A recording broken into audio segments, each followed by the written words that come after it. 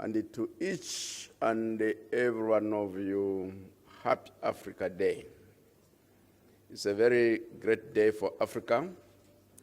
We remember where we came from. We evaluate what we have achieved since 1963, and then we look forward to a better future. And it's very, very important that the meeting that we are having today, this breakfast meeting, is happening in Africa Freedom Day. We have the political independence. Where is the economic independence? And the measurements are there.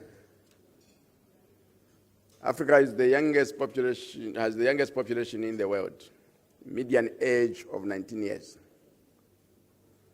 But the patterns of economic growth have yielded sustained levels of poverty. Because the rates of economic growth are not enough to contribute to poverty reduction. And as we commemorate Africa Freedom Day, the agenda before us, what can we do differently to ensure that we place Africa on a path of sustained, inclusive economic growth and sustainable development. At one time, I brought up this discussion to a friend of mine. He has a PhD in economics. And he said, it's impossible. Africa cannot come out of her status. It's impossible. If you do it, let me see it, but it's impossible. My belief is that there is nothing impossible in life. If you strive with tenacity, if there's a passion to make a difference, you can do it. And the fundamentals were laid out in the African Union Agenda 2063. One of the aspirations is to have a prosperous Africa anchored on inclusive economic growth and sustainable development. And one of the program objectives is that beginning 2023, which is next year, Africa must start growing at a rate of 7% per annum. So how do we translate these aspirations and program objectives into concrete action? And hence the decision to partner with NEPAD, the African Development Bank, and ourselves to come up with a study which is going to be unveiled to you by the chief economist, my brother, Kevin Orama. The two teams worked, the three teams actually, including NEPAD, worked on coming up with a draft concept paper, which has been approved. And hence, we are ready to go into the actual study itself. And in going forward, a number of issues are at play. One of which is to align the high fives, the UN Sustainable Development Goals, and the African Union Agenda 2063.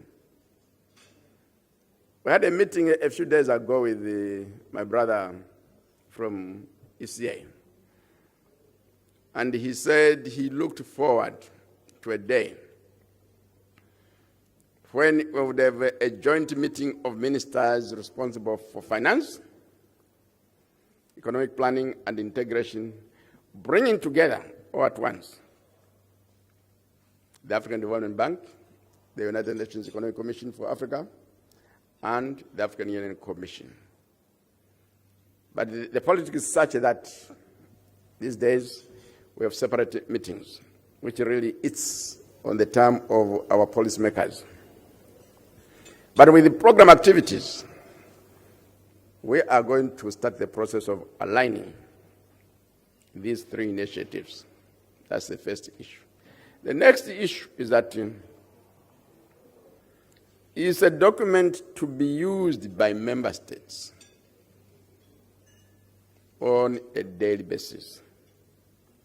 We expect them to domesticate it, and we are going to ensure that they domesticate it. One of the early initiatives that we are going to embark on, immediately the document is adopted by the African Union Heads of State and Government within a year,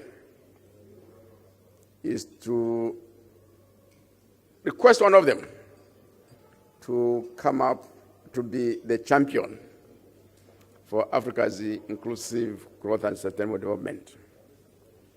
And in that role, he or she is going to demand from the peers annual reports on how they are doing to implement the agenda that we're going to develop as a result of the study. And as will be indicated by my brother, Kevin, there are very, very good graphs on the 54 African countries that are member states of the African Development Group, showing patterns of GNP per capita growth from 1960 to the year 2020. And the picture is not very, very encouraging. And we want to use that as the baseline. Each country will say, how are you doing relative to the baseline? And we request the support of the governors of the African Development Bank through many issues, such as facilitating its domestication at the national level, as well as its financing. And we deliberately said the governors this time should be in the group of panelists.